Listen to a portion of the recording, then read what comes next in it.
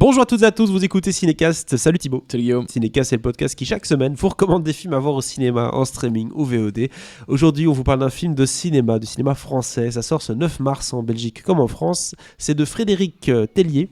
Frédéric Tellier, c'est Monsieur l'affaire SK. C'était un super film, ça d'ailleurs. Je n'ai toujours pas vu. Ah bah il faut le voir, c'était super. Voilà. Tous les films que je dois voir. Oui. Et dans ce film-ci, il a Gilles Lelouch, Pierre Ninet et Emmanuel Berco. Ça, c'est pour le trio de tête. Il y a d'autres personnes dans le film, on en parlera juste après. Attends, Gilles Lelouch et Pierre Ninet, ils sont pas bagarre. Il y a un petit peu bagarre. Ici, dans ce cas-ci, ici ça va être bagarre. Hein. C'est Goliath, c'est pas pour rien, comme on dit. Ouais. Ça parle de quoi ? Ça parle de France, qui est professeure de sport le jour et ouvrière la nuit, et elle milite activement contre l'usage de pesticides, puisqu'elle a des proches qui en souffrent, qui sont atteints de maladies à cause de ça. En tout cas, c'est pas sûr, mais il y a des gros doutes. Patrick, lui, est obscur, solitaire, avocat parisien. Il est spécialiste du droit environnemental. Et Mathias, qui est lobbyiste et un homme brillant, clairement, joué par Pierre Ninet, qui défend les intérêts des géants de l'agrochimie. Donc on a un peu trois personnes, trois destins, mais qui vont forcément se retrouver sur une affaire particulière. Je propose qu'on regarde un extrait de la bande-annonce. Vous êtes bien sur le répondeur de Patrick Favreau, laissez-moi un message, merci. Vous aurez mon message en vous réveillant.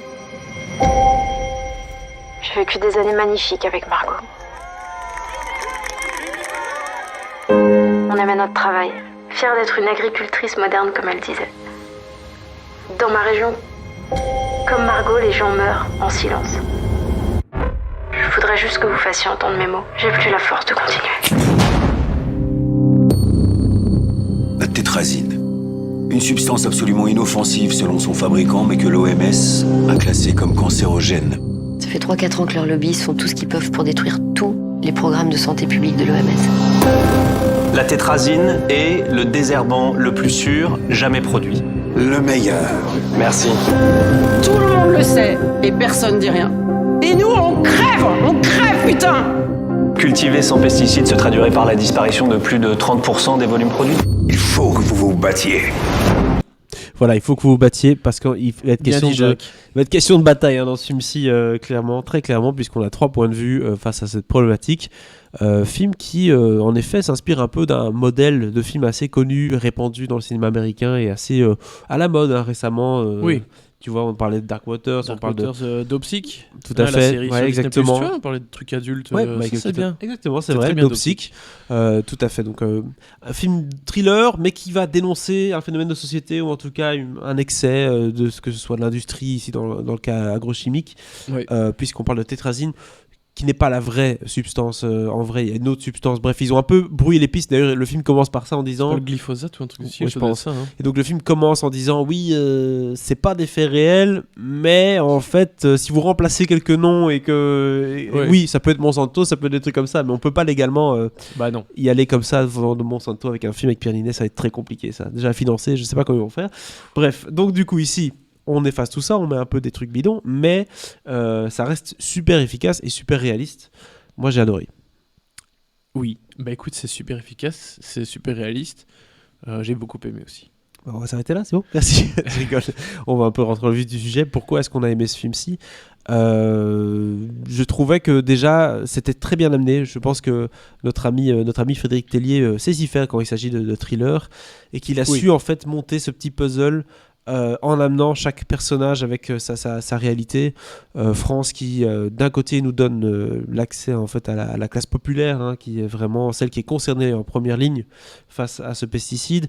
Patrick, l'avocat parisien joué par Gilles Lelouch, excellent je trouve dans ce rôle-ci, à contre-pied, parce que Gilles Lelouch je trouve qu'il fait souvent un peu des rôles de petit connard, de type un peu, tu vois, un peu hautain ou quoi que ce soit, le parisien et tout. Mais là, il va jouer l'avocat, vraiment le type qui est là dans le café, au fond du café, avec ses petits papiers, qui est pas là pour le fric. Vraiment, il le fait très bien. Et en face de ça, on a le lobbyiste charismatique, mais très chiant et super ingrat, qui est joué par Pierre Ninet. C'est un connard de service. Et il se fait plaisir. Il joue bien le connard de service. Donc, déjà, rien que ça, le trio de tête et le sujet du film m'ont plu. Oui, bah, je te rejoins. Et alors, ce qui fait que ce genre de film fonctionne bien, je pense c'est la multiplication des points de vue et le fait d'avoir plusieurs personnages qui vivent des réalités différentes. Et du coup, t'as pas juste le point de vue de un. Ouais. et on te montre tout via ses yeux à lui. Et le fait d'avoir les réalités des autres, ben, forcément, t'as plein de contradictions en permanence. Bon, bien sûr, à aucun moment dans le film, tu n'as vraiment de l'empathie pour le lobbyiste et dire ah, c'est quand même un beau métier. Ah non, lui, c'est sûr que Bien jamais. il y a quand même une tentative au début, hein, avec sa première conférence, là où tu te dis, en fait, t'as l'impression qu'il se bat pour une bonne cause. Parce que c'est une histoire de travail des enfants. Oui, il montre des dans les vidéos mines et d'enfants tout. qui travaillent dans les mines. Ouais, c'est ça. Ouais. Donc, on te met un peu le doute au début, et puis en fait, rapidement, tu comprends quand même que non, c'est bien un connard qui n'a aucune éthique, quelle qu'elle soit, Non. si ce n'est celle de l'argent. Voilà, c'est Voilà. sa valeur, c'est l'argent. Son motto dans la vie, c'est si c'est pas moi, c'est quelqu'un d'autre. Hein. Ça, c'est... Ouais. Il y en a des gens comme ça. Mais ça doit être compliqué hein, de faire le métier de lobbyiste et se dire Ah que ouais, t'es prêt à faire du lobby pour tout et n'importe quoi. J'en ai fréquenté. Le souci de ces gens-là, c'est qu'ils ont en fait l'impression, l'intime conviction d'être dans le bon camp.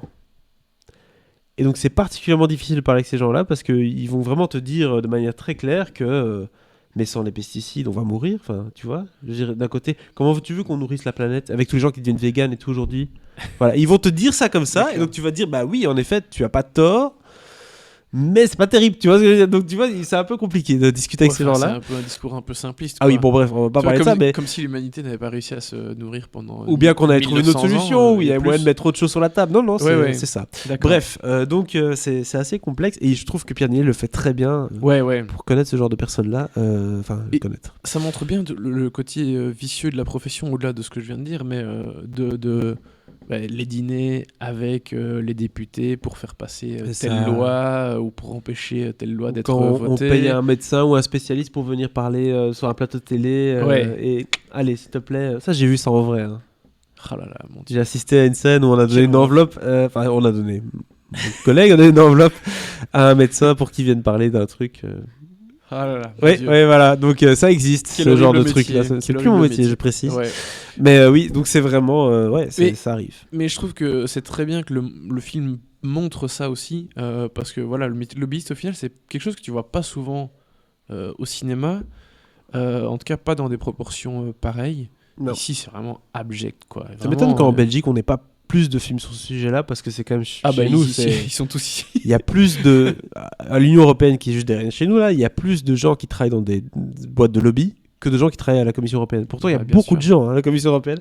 Ouais. Donc c'est assez intéressant. Et on est la ville avec le plus d'espions au monde. Ah oui, ça c'est clair. On a l'OTAN, on a Avec tout ce qu'il l'OTAN faut. et tout bas, On est la cible numéro 1 de c'est Poutine dingue. en cas d'attaque nucléaire. Donc si c'était le dernier épisode, à très bientôt. Ouais, je veux dire, pourquoi on voit jamais ça au cinéma? Mais non, à un moment, ils vont quand même à Bruxelles pour... Oui, eux, ils pour y vont, mais en Belgique. graisser les pattes. Je pense que Tax Shelter n'autoriserait pas un film comme ça en Belgique. Tu vois, ce serait un petit no-no.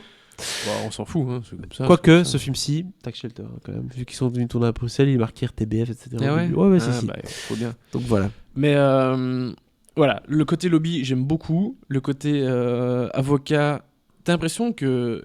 En fait, et ce qui est bien aussi, c'est que c'est pas un gros cabinet. C'est un type un peu tout seul, en fait, qui gère ce truc. C'est David Congoliette, hein, clairement. Et donc, bah voilà, oui. Merci d'expliciter Merci d'expliciter le titre. Bah, c'est évident. mais je trouve que je m'attendais à ça en fait comme film, vu le titre et vu l'ambiance et le sujet, je m'attendais vraiment à l'avocat qui allait faire son dossier et je vais vous avoir bande d'enculés, voilà. Et en fait, oui, il y a de ça dans le film clairement, mais c'est pas que là-dessus que repose le film. Je trouve que, comme tu l'as dit, le fait qu'on passe, j'ai calculé, une 40aine de minutes pour chaque personnage, Ok. mélangé, en fait c'est 3 épisodes en fait d'une mini-série. C'est vraiment ça qu'on t'a mélangé dans un film. Et donc il y a un côté très complet et on n'est pas juste avec l'avocat, avec son David Congoliate, quoi. Il y a un peu de tout, c'est pas net en fait, comme Mhm. la vraie vie d'ailleurs. Il y a rien qui est clair. Et donc j'ai trouvé ça très intéressant de mélanger tout ça parce que souvent des films de procès ou des films qui dénoncent des activités illicites ou autres sont des films très engagés, trop engagés, qui empêchent la multiplication des perspectives. Et là, je trouvais ça super intéressant de ne pas justement être trop dans le parti pris. Bah, je trouve que le film est dans le parti pris. Oui, et- oui, mais bien sûr, il défend pas les lobbyistes, on est bien d'accord. Mais Oui. dans la manière de le présenter, on n'est Ah, pas oui. pendant 1h30 avec des manifestants, tu vois ce que je veux dire? Oui, Ou- non, ou- d'accord. C'est ça que je veux dire, tu vois. Non, C'est ça, pas c'est tout le clair, temps du c'est côté clair. des bons, quoi. Non. Mais on n'est pas tant que ça du côté des familles, paradoxalement. Non, c'est vrai, on voit tout dans les yeux d'Emmanuel Berco, enfin de Oui. son personnage. Alors La que c'est France. son époux, interprété par Yannick Régnier, qui est atteint de maladies dues à ce fameux pesticide. Tout à fait. Mais Emmanuel Berco, elle fait du Emmanuel Berco. C'est une Quand phrase qu'on dit souvent dans le podcast, quand mais elle peut crier un peu et C'est- s'exciter sur des gens. c'est clair qu'on elle a aime bien déjà, ça. on a déjà vu ça chez elle, Ouais. donc c'est moins étonnant. Pierre Ninet et Gilles Lelouch, je pense que là, clairement, ils ont tiré leur épingle du jeu dans ce film-ci parce qu'ils sont excellents. Pierre Ninet plus dans sa catégorie classique, il Ouais, fait ouais. bien un peu le type un peu... Un peu sûr de lui, un peu, voilà. un peu BG qui a un J'ai peu acheté la les tchatch. tickets pour Ariana Grande, tu vois, enfin, il le fait bien, Ouais. cette espèce de... Ah, t'as envie de le Ouais. taper. Mais déjà, de manière générale, parfois en interview, t'as envie de le taper. Mais Gilles Lelouch, par contre... Non, je l'ai déjà interviewé, il est super en interview, Pierre Ninet. Tu trouves pas qu'il a l'air un peu sur les Non, plateaux de il télé est et tout Oh. Alors, non, mais il en Il fait joue un peu le rôle. Il en Ouais, fait un il peu joue- des il caisses. il en fait Mais des caisses. C'est normal, il joue avec son, donc, avec du son coup, personnage. Et voilà, Pour un lobbyiste, ça passe très bien d'en faire des caisses. Oui. Et Gilles Lelouch à côté qui est beaucoup plus dans la retenue et ça fait plaisir aussi. Je pense que c'est peut-être un des meilleurs rôles de Gilles Lelouch, Ouais, non tout à fait. Bon, moi j'ai pas beaucoup vu de meilleurs rôles de Gilles Lelouch que Goliath. Donc de manière générale, je pense qu'on a fait un peu le tour de la question. Vous l'aurez compris, on a été très sensible au sujet du film et à sa manière d'être construit. Excellent thriller qui fonctionne très bien. J'espère que ça a marché parce que ça fait du bien des films comme ça qui sont grand public mais à la fois engageants. Très bonne qualité pour ce Goliath. Qu'est-ce qu'on lui donne comme note ? 3. 3 étoiles pour Goliath, ça me paraît tout à fait convenable. N'hésitez pas à partager votre avis sur ce film dans les commentaires et si c'est pas déjà fait, à vous abonner au podcast sur la plateforme de votre choix. À très bientôt pour de nouvelles recommandations.